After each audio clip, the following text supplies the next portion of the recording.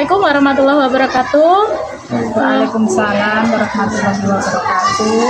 Mohon izin yang saya hormati kepada Ibu Dina Pujiningsih selaku pengajar praktik saya, dan yang saya hormati juga teman saya yang saya observasi Pak Aldian Alfanani. Di sini saya akan melakukan coaching supervisi akademik dalam kegiatan pasca observasi. Dalam kegiatan supervisi akademik ada 3 kegiatan, yaitu pra-observasi, observasi, dan pasca-observasi. Untuk kegiatan pra-observasi dan observasi sudah saya lakukan sebelumnya dengan Pak Aldian Alfanani di kelas, dan saat ini saya akan mengadakan kegiatan pasca-observasi. Selamat siang Pak Aldi. Mohon izin Pak Aldi, hari ini saya akan melakukan pasca-observasi supervisi akademik ketika kita di kelas kemarin ya. Untuk tujuan kita observasi kemarin untuk meningkatkan siswa pembelajarannya semakin disukai anak-anak dan meningkatkan kemampuan mengajar kita semakin baik.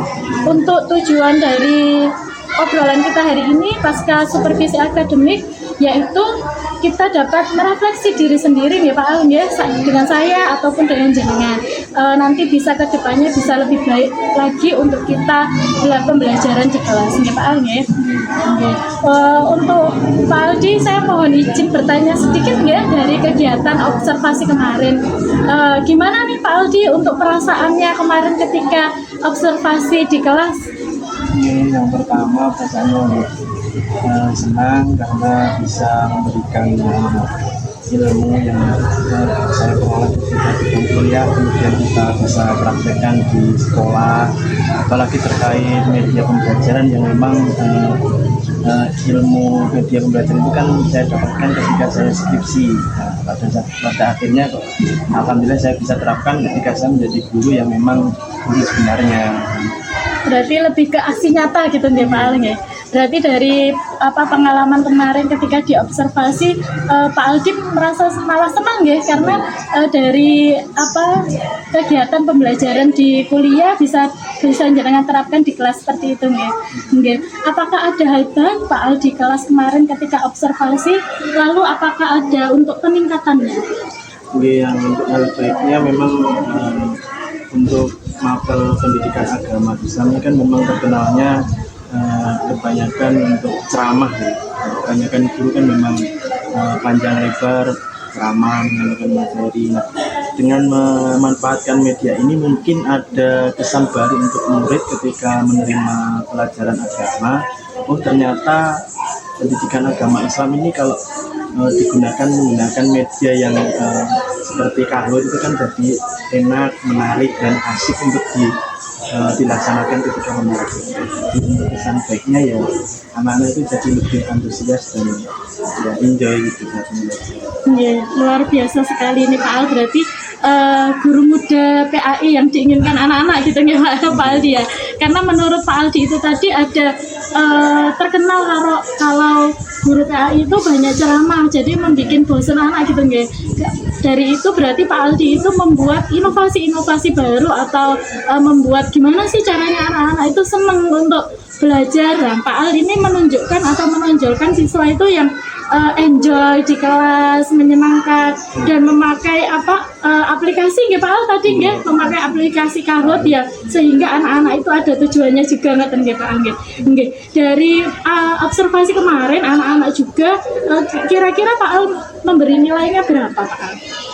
Dari 0 sampai 10 nih kira-kira berapa? Kalau saya mungkin 8 karena memang dari pelaksanaan dan juga hingga selesai itu kan kayaknya anak-anak itu menerima adanya pembelajaran dengan media Kahoot, jadi bisa diterapkan di waktu. Siap. Dari itu tadi Pak Al ya, tadi kan Pak Al sudah menyiapkan dari aplikasi Kahoot dan anak-anak ternyata juga suka dan berjalan dengan lancar ya Pak Al ya dari observasinya. Nah, apakah ada untuk yang perlu ditingkatkan dari Pak Aldi ketika mengajar anak-anak kemarin ketika saya observasi? Ini tentunya perlu harus ada peningkatan gitu, karena memang tidak hanya murid yang belajar, guru juga selalu harus ikut proses belajar dari yang mungkin awalnya kaku bisa lebih menarik lagi yang lain kan, karena memang murid ini kan ada yang suka dengan media kayak lihat media visual, dan ada yang memang kayak mendengarkan cerita. Jadi kita sebagai guru itu memang harus bisa menjadi fasilitator dan juga bisa mengetahui bagaimana kesukaan murid ini dalam belajar. Jadi harus selalu belajar bagaimana murid itu bisa senang ketika kita mengajar. Luar biasa sekali, ada kata-kata yang saya petik tadi. Guru meskipun sudah jadi pembelajar tapi harus tetap belajar, ngoten nggih Pak Al nggih. Tidak hanya murid saja, ngoten nggih Pak Al nggih. Nggih. Untuk kedepannya Pak Al terkait pembelajaran ke depan, kira-kira rencana Pak Al ini gimana? Rencananya apa? Jadi kalau rencana saya kan, karena saya guru agama, jarang untuk terlibat langsung ya. Lebih sering kan karena guru kelas. Ini rencana saya lebih bisa sharing bersama guru, terutama dengan guru-guru kelas. Kalau anak-anak ini seringnya sukanya apa rekomendasi, biar kita juga sesama guru bisa menjalin dengan yang positif. Luar biasa, berarti menjalin kolaborasi antar guru kelas dan Pak Aldi nggih, gimana caranya meningkatkan kemampuan siswa biar ini anak-anak sukanya apa sih? Mungkin kalau guru kelas kan itu bisa lebih tahu ya Pak Al nggih. Mungkin Pak Al nanti bisa tanya, ini sukanya apa, atau kinestetik atau seperti apa, ngoten nggih Pak Al nggih. Nggih, baik-baik. Nah, untuk tadi kan sudah ada peningkatan dan perubahan yang Pak Al bicarakan tadi nggih. Untuk kira-kira waktu pelaksanaannya Pak Al dari perbaikan tersebut kira-kira mau dilaksanakan kapan? Ya, insya Allah kalau soal perubahan itu ya, yang pertama saya akan musyawarahkan dulu guru-guru juga kan. Di sekolah ini kan ada namanya Kombel.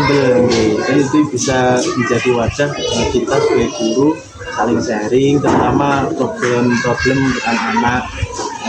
Tingkat kenakalan itu kan masih banyak, karena untuk anak-anak ini kan dapat pengaruh dari luar. Itu juga anak-anak itu memang sebaiknya tidak saya mengambil keputusan sendiri sebagai guru agama, itu juga lebih bagus sharing bagaimana tentang anak si A, si B yang tiap hari kok seperti ini atau gimana gitu.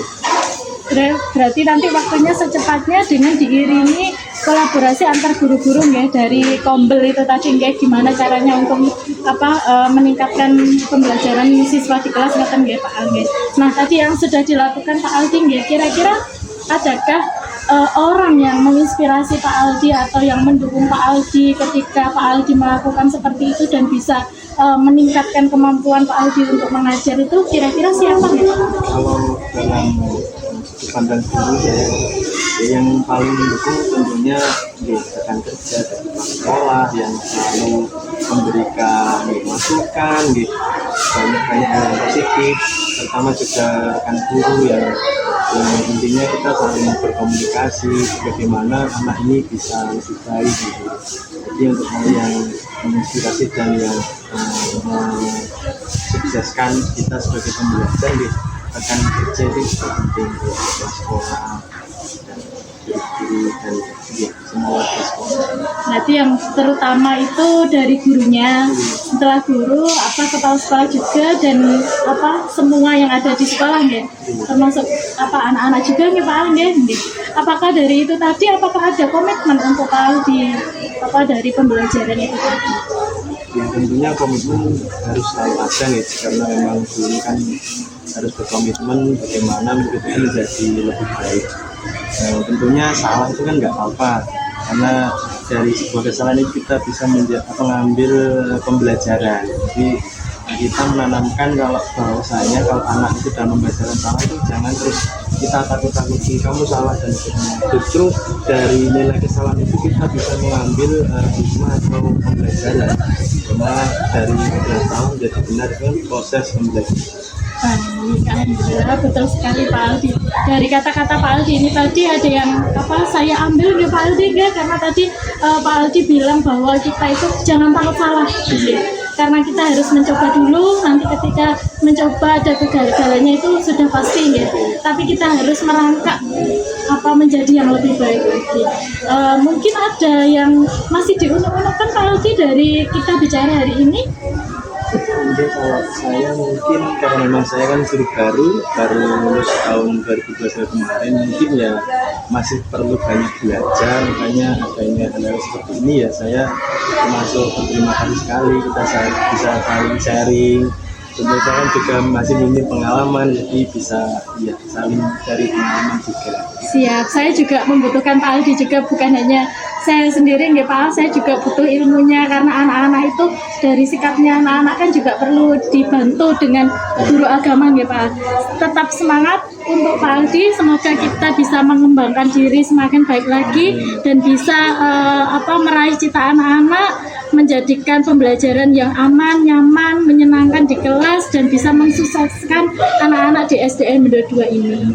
Mungkin percakapan kita hari ini sudah cukup ya Pak Aldi? Terima kasih Pak Aldi, mungkin sudah sampai di sini. Saya tutup. Wassalamualaikum warahmatullahi wabarakatuh. Demikianlah kegiatan supervisi akademik dengan 3 kegiatan, yaitu pra-observasi, observasi, dan pasca observasi sudah selesai. Sekian dari saya, mohon maaf apabila ada kurang lebihnya. Wassalamualaikum warahmatullahi wabarakatuh.